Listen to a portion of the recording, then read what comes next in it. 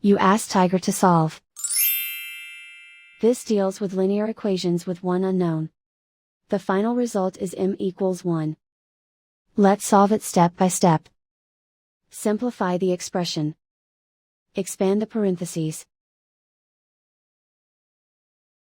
Simplify the arithmetic. Group all constants on the right side of the equation. Subtract 14 from both sides.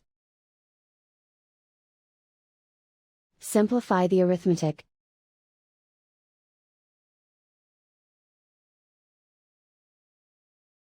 Isolate the m. Divide both sides by -2. Cancel out the negatives. Simplify the fraction. Cancel out the negatives. Simplify the fraction.